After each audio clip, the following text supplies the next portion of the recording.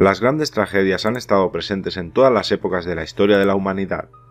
Los hechos catastróficos han acompañado a la raza humana desde siempre, pero donde hay tragedias también hay grandes historias de superación y supervivencia.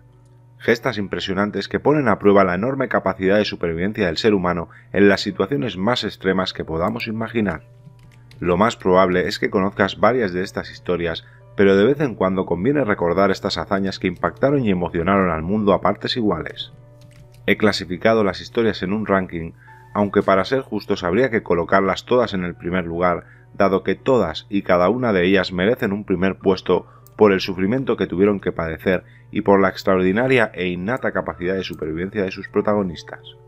No en vano, hubo historias que se dieron a conocer más que otras, pero de todas ellas hemos aprendido grandes lecciones de la vida.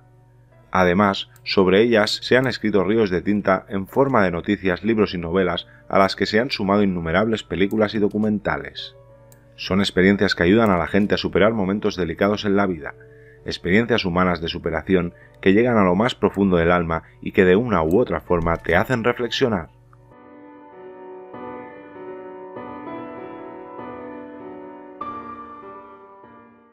Estas son, pues, las 7 tragedias con historias de supervivencia más impactantes de todos los tiempos.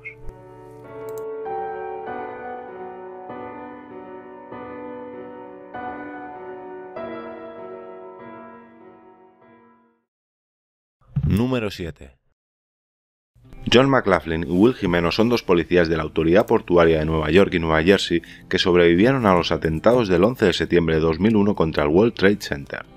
Seguro que lo recordáis porque el rescate de McLaughlin y Jimeno fue el argumento de la película de Oliver Stone en 2006, World Trade Center, en la que McLaughlin fue interpretado por Nicolas Cage. McLaughlin, Jimeno y su equipo quedaron enterrados por los escombros como consecuencia del derrumbe de la Torre Sur en el pasillo subterráneo del World Trade Center. Los policías Antonio Rodríguez y Chris Amoroso murieron inmediatamente. McLaughlin, Jimeno y un tercer policía, Dominic Pezzulo, se encontraban atrapados y con vida. El montacargas soportó la devastación, creando un área donde los 3 policías pudieran respirar. Pezzulo, que era el único que no se encontraba gravemente atrapado por los escombros, inmediatamente trató de liberarse y liberar a Jimeno, pero el derrumbe de la Torre Norte lo dejó gravemente herido. Pezzulo murió 10 minutos después del derrumbe de la Torre Norte como consecuencia de sus heridas. McLaughlin y Jimeno fueron rescatados por el sargento del Cuerpo de Marines de los Estados Unidos, Jason Thomas, y el sargento de personal David Carnes, que escucharon los gritos de socorro de Jimeno y McLaughlin, que llevaban enterrados 10 horas bajo los escombros. Hay que destacar el valor y la fuerza de ambos supervivientes, pero también la de los equipos de rescate que no cesaron en su empeño y cuya labor de búsqueda terminó siendo, en parte, recompensada con esta tremenda hazaña. Número 7.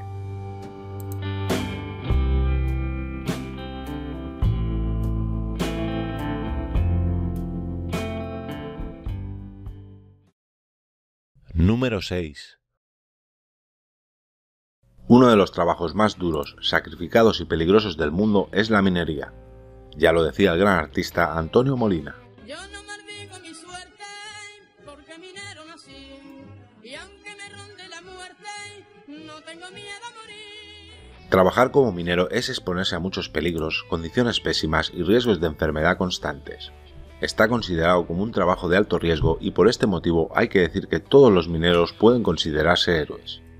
Porque muchos han perdido a un amigo o a un familiar en la mina, pero ellos siguen haciendo de su profesión su vida. Son gente de una pasta especial y no es de extrañar que sea precisamente un grupo de mineros los que protagonizaron una de las historias de supervivencia más desgarradoras e impactantes de nuestro tiempo. El derrumbe tuvo lugar el 5 de agosto de 2010 y no se supo que los mineros estaban vivos hasta pasados 17 días.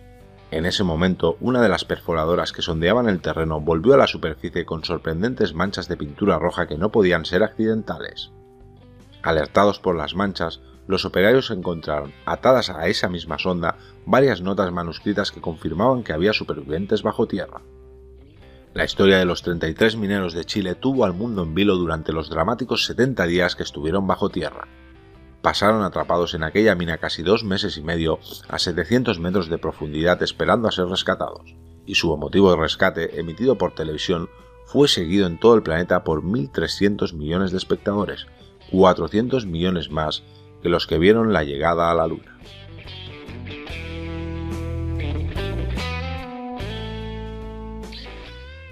Su historia se narra en la película Los 33, con Antonio Banderas y Mario Casas haciendo de mineros. Número 6.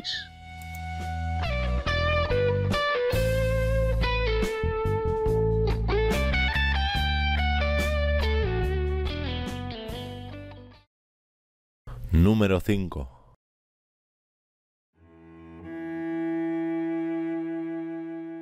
La esclavitud es un tema peliagudo que parece muy lejano a nuestros tiempos, pero en realidad no lo es tanto. Uno de los primeros personajes en representar la esclavitud en su grado más extremo y cruel fue Toby Waller, más conocido como Kunta Kinte, cuyo intento de fuga le costó la amputación de un pie. Finalmente fue vendido a Annabel Reynolds, con quien consiguió la liberación, además de casarse y tener descendencia. Seguro que muchos conocéis la historia de Kunta Kinte, porque se han hecho un sinfín de series y películas al respecto. Otra historia menos conocida es la de Solomon Northup, un culto músico negro que vivía con su familia en Nueva York.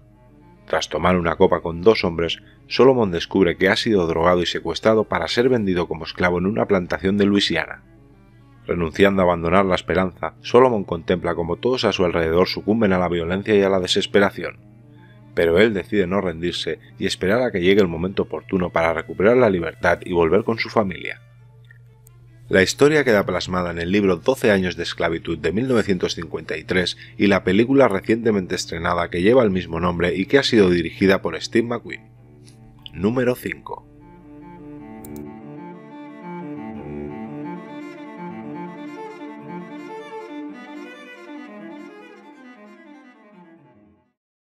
Número 4.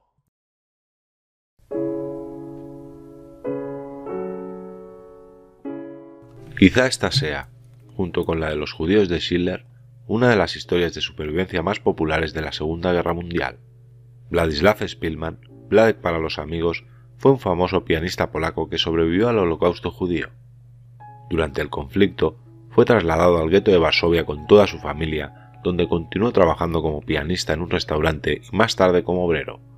Ayudó a la resistencia del gueto proporcionando armamento escondido entre los alimentos y evitó en numerosas ocasiones ser asesinado por los alemanes. Su familia fue trasladada en tren de ganado al campo de exterminio de Treblinka, donde fueron asesinados y él se salvó gracias a la ayuda de un amigo que tenía buenos contactos. Más tarde huyó del gueto a la parte alemana de la ciudad, donde pasó 2 años escondido, asistido por algunos amigos polacos. A pesar de las dificultades que la guerra lleva consigo, rehusó dejar la música. Algunas de sus obras las compuso entre las dificultades y durezas de la vida en el gueto, en 1941, ya que necesitaba repertorio para tocar en el café Stuka. Hacia el final de la guerra, fue descubierto por un oficial alemán llamado Will Josephson, quien le llamó y le pidió que le tocara algo.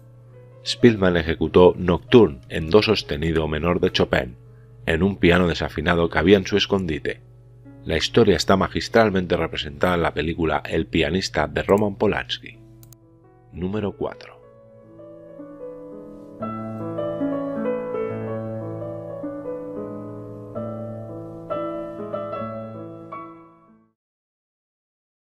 Número 3.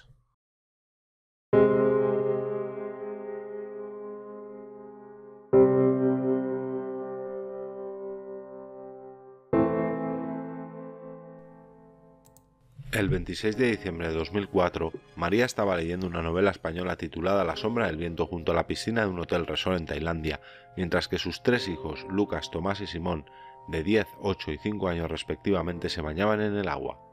Belón y su marido estaban de vacaciones de Navidad y habían pasado el día anterior desenvolviendo regalos, incluyendo un telescopio y una pelota de la tienda de regalos del hotel. Pero en cuestión de minutos sus vidas cambiaron para siempre. De repente oímos un ruido horrible, como el sonido de miles de grandes aviones. Momentos después, la familia Álvarez Belón fue arrastrada por la fuerza torrencial del famoso tsunami del Océano Índico de 2004. Cuando María estaba siendo arrastrada por el agua, se encontró con su hijo mayor Lucas. Entre los dos se ayudaron mutuamente para poder sobrevivir hasta que fueron encontrados por unos nativos que se encargaron de que María fuera al hospital junto a su hijo.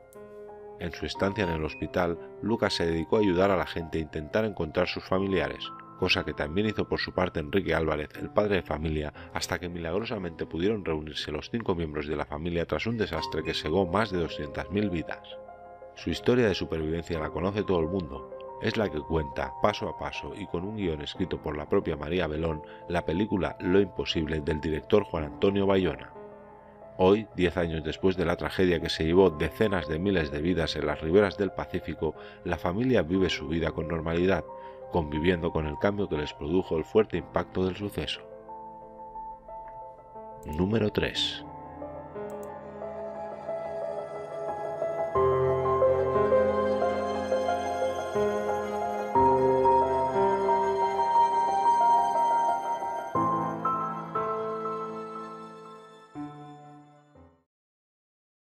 Número 2.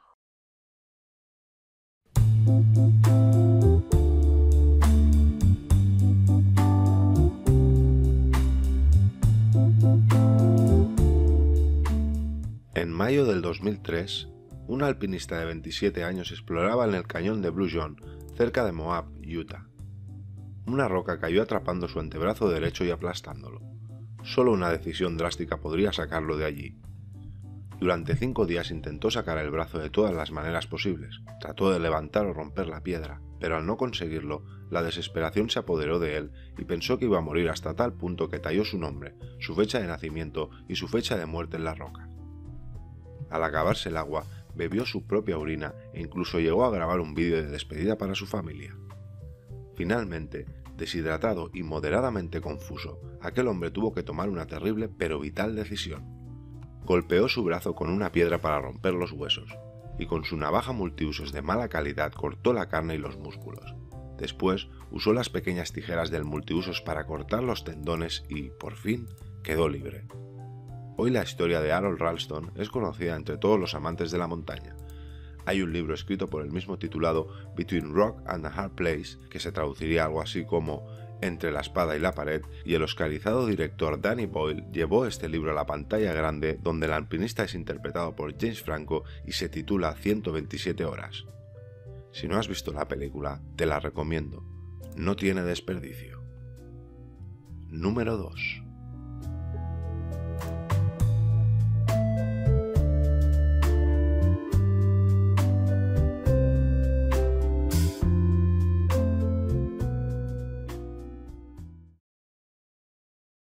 Número 1.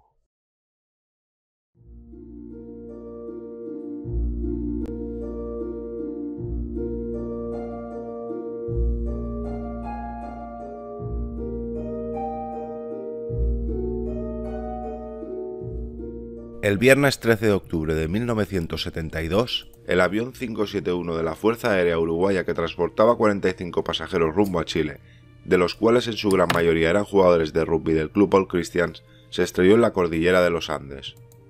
Milagrosamente, el avión no quedó completamente destruido, aunque hubo varios muertos durante el accidente. A partir de aquí, los sobrevivientes restantes se organizaron y se distribuyeron tareas para combatir el miedo, el hambre, el frío de 30 grados bajo cero durante las noches, la desesperación y el dolor. Poco tiempo después se enteraron por radio que las autoridades habían cesado la búsqueda, concretamente 10 días después del accidente. Seguramente todos conocéis esta historia. Quizás sea la historia real de supervivencia más grande jamás contada, por todas las situaciones increíbles que se dieron en un mismo hecho, lugar y fecha. Sobrevivir a un terrible accidente de avión, permanecer con vida 72 días en un ambiente gélido e inhóspito que llegaba a los 30 grados bajo cero, pasando hambre, frío y dolor por las heridas, ver a tus compañeros o familiares muertos, tener que tomar la terrible decisión de comer carne humana para sobrevivir, escuchar por radio con desesperación que se cancela la búsqueda y que todo el mundo te da por muerto, o hacer frente a una avalancha que mata a 8 de tus compañeros, son solo algunas de las angustiantes situaciones que debieron afrontar estos héroes para recibir su recompensa, un premio que creían ya ganado y que empezó a desmoronarse aquel fatídico viernes 13 de octubre, la vida.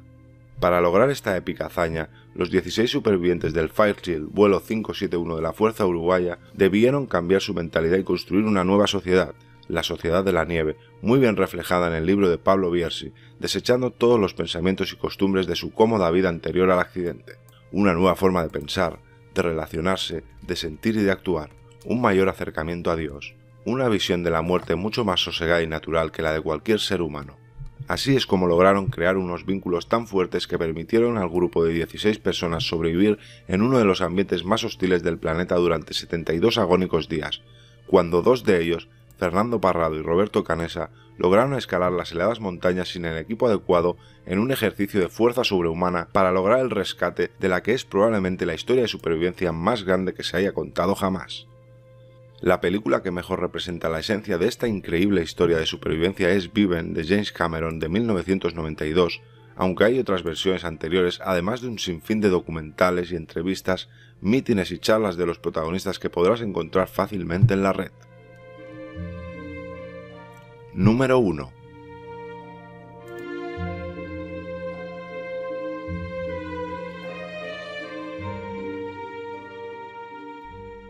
Si el vídeo te ha gustado, no te olvides de darle al like y suscribirte a mi canal. Un abrazo a todos.